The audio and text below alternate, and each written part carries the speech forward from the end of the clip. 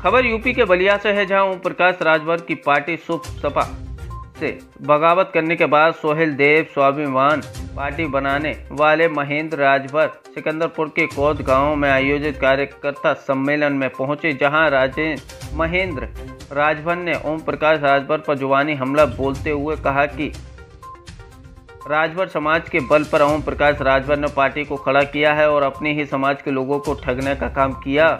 उन्होंने कहा कि 2022 के चुनाव में 17 सीटें मिलने के बावजूद भी ओम प्रकाश राजभर केवल अपने पुत्र के अलावा किसी भी राजभर के बेटे को टिकट देकर चुनाव नहीं लड़ाया। अब उनकी पार्टी बाप बेटी की पार्टी बनकर रह गई है। मैंने ओम प्रकाश राजभर के साथ 19 सालों तक कंधे से कंधा मिलाकर काम किया है, पार्टी को ऊंचाइयों तक ले गया। ओम प्रकाश राजभर पहले स्कूटर से चलते थे, आज फॉर्च्यूनर से चलते हैं। उन्होंने तंज कसते हुए कहा कि ओम प्रकाश राजभर का नाम ठग राजभर होना चाहिए। समाज को किसी ने थोक भाव में बेचने का काम किया है तो वह ओम प्रकाश राजभर हैं। आगे महेंद्र राजभर ने क्या कुछ कहा, देखिए हमारी एक खास रिपोर्ट में। 19 वर्ष तक ओम प्रकाश राजभर के साथ कंधा से कंधा मिला करके सुहेल देव भारतीय समाज पार्टी को उस हैसियत में हम लोगों ने लाया कि नेता हमारा स्कूटर से चुटहा स्कूटर से चला करता था। हम लोग बड़ी मेहनत किए, बड़ी मशक्कत के बाद फॉर्च्यूनर तक। राजभर जी के काफी करीबियों में से माने जाते थे, पार्टी के लिए बहुत कुछ किया।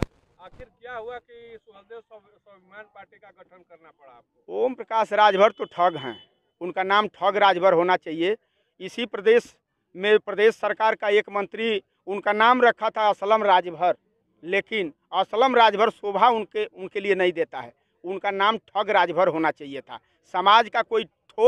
समाज को थोक भाव में अगर किसी ने बेचने का काम किया तो उस व्यक्ति का नाम ओम प्रकाश राजभर है। पिछले चुनाव में 17 सीट गठबंधन में मिला था। आज मामला जब ईडी जांच का आ रहा है तो कह रहे हैं कि अब्बास अंसारी हमारे उम्मीदवार नहीं। अरे बारे ओम प्रकाश राजभर, तुमको तो चुल्लू भर पानी में डूब करके मर जाना चाहिए। जब तुम्हारे उम्मीदवार नहीं थे तो तुम्हारा सिंबल कहाँ से वो पा गए अब्बास अंसारी जी? जब तक ये भी फार्म पर तुम दस्तखत नहीं करते तो सिंबल कहाँ से पा जाते? जब वो साइकिल के उम्मीदवार थे तो साइकिल चुनाव चिन्ह उनको मिलता। उनका कहना है कि मैंने सभी समाज के लोगों को टिकट दिया है, इस पे आप क्या कहेंगे?